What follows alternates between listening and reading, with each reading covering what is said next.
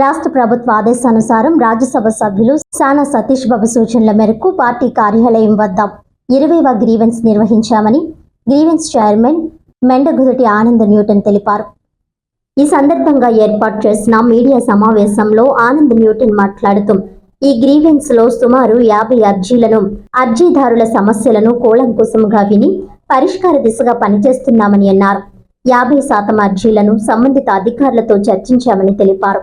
కాకినాడ జిల్లాలో ప్రజలకున్న సమస్యలను పరిష్కార దిశగా రాజ్యసభ సభ్యులు ఎంపీ సానా సతీష్ బాబు ఈ సమస్యల పరిష్కార వేదిక నిర్వహించడం జరుగుతుందని తెలిపారు. రాష్ట్ర ప్రభుత్వ ఆదేశాల మేరకు సానా సతీష్ బాబు గారి కార్యాలయంలో ఈరోజు 20వ గ్రీవెన్స్ జరగబడుతుంది. ఈ గ్రీవెన్స్కి దగ్గర ప్రమాణమి ఒక 50 మంది అర్జీదారులు వచ్చారు. వారి సమస్య మేము కూలంకషంగా అయిని పరిష్కార మార్గం వైపు మేము అడుగులేస్తున్నామని చెప్పేసి ఈ సమాముఖంగా తెలియజేస్తున్నాం. గురుపూజోత్సవ కార్యక్రమాన్ని మా ఆఫీసులో కూడా ఘనంగా జరుపుకోవడం జరిగింది. అనేక మంది ఉపాధ్యాయులకి మేము సన్మానించుకోవడం, వారి యొక్క ఆశీస్సులు పొందడం, ఇవన్నీ కూడా కార్యక్రమాలు చేపట్టడం జరిగింది.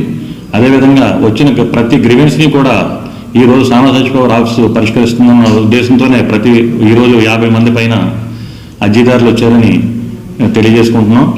ఈ అర్జీదారులో చాలా వరకు 50% 50% మేము అధికారులతో మాట్లాడి వారికి సమస్యల పరిష్కార మార్గం ఎదుర్కొంటూ వచ్చి సమస్యలను పరిష్కరించడం జరిగింది.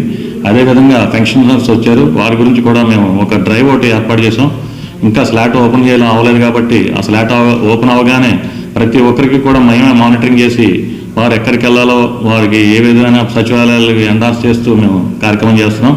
అదేవిధంగా జాబ్ రిక్వెస్ట్ ఇష్యూస్లో కూడా కాకినాడలో ఉన్నటువంటి అన్ని ప్రైవేట్ సెక్టార్ కంపెనీస్ దగ్గర నుంచి మేము తీసుకుని కలెక్షన్ పాయింట్ పెట్టి ఒక డ్రైవ్ ఏర్పాటు చేసి అదేవిధంగా ప్రతి ఒక్కరికి కూడా జాబ్ కార్యక్రమాన్ని కూడా మేము కార్యక్రమం ఇచ్చేస్తాం. డ్రైవ్ ఏర్పాటు చేసి వారు ఏ రీతిలో తరబేతి పొంది ఉంటే వారి రీతిలో వారికి ఉద్యోగాల ప్లేస్మెంట్స్ ఇవ్వడం జరుగుతుంది.